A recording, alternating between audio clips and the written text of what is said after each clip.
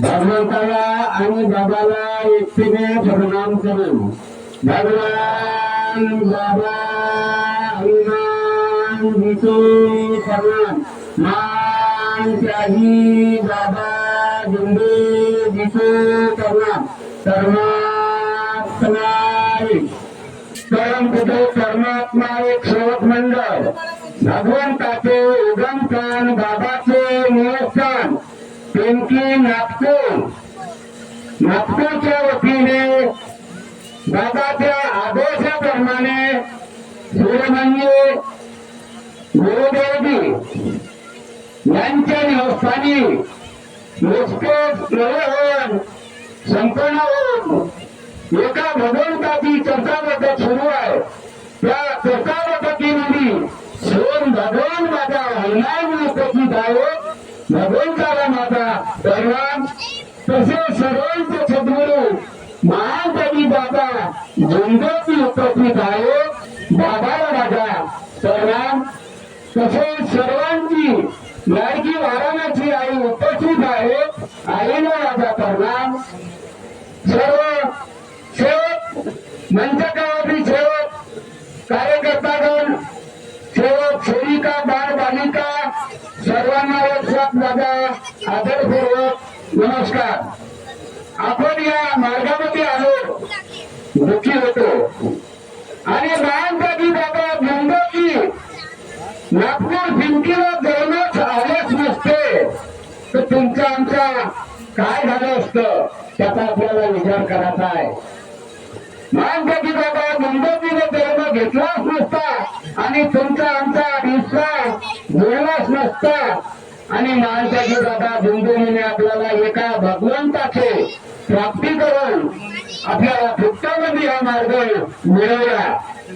म्हणून महानकवी बाबा जोंधळीचे कृपा अशी आहे, नागपूर जिल्ह्यामध्ये साऱ्या महाराष्ट्रामध्ये आहे। म्हणून या मार्गामध्ये जादूकरवाले आले आणि आपण आपल्याला जादू केली, करण्यावाल्या वर्गाने जादू केली आणि दारू आले या मार्गात आले।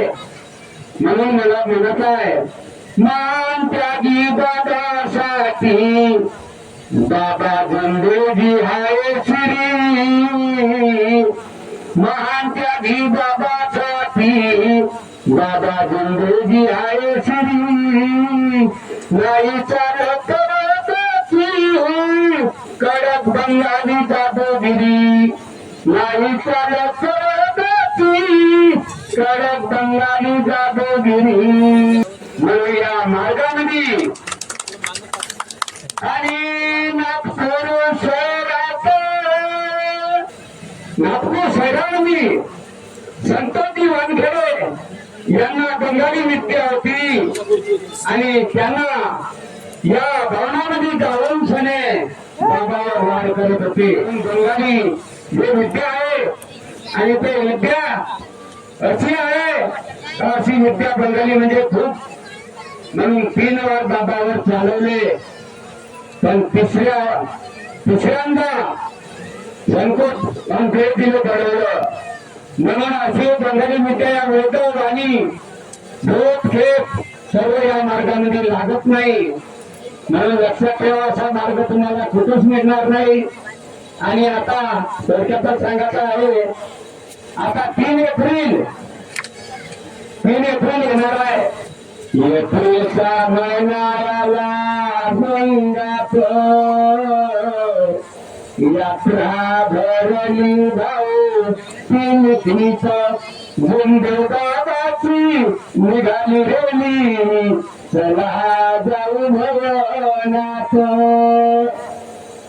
पुढे चाले बाबा मागे मागे सेवक, बाबा बसले रथावर, सेवक चाले भाऊ तत्परावर, जोंधळी बाबाची निघाली रेली, चला जाऊ भवनात। आता 3 एप्रिलला जोंधळी बाबाची रेली निघणार आहे। भवनामध्ये हे वर्धमानला भवन बांधलेलं आहे, 4 रुपये प्रतापनानं हे शोकाच्या पैशाने झालेलं आहे आणि बाबाने बांधलेलं आहे. जागा होत नव्हती पिंपळा म्हणून नदी धरण वर्धमानला बांधला आहे. म्हणून असा बाबा कुठं आपल्याला मिळणार नाही. आम्ही सत्य मर्यादा प्रेमाने बोला आणि प्रेमाने चाला. आणि आपले दोन शब्द थांबवतो. सर्वांना माझा नमस्कार.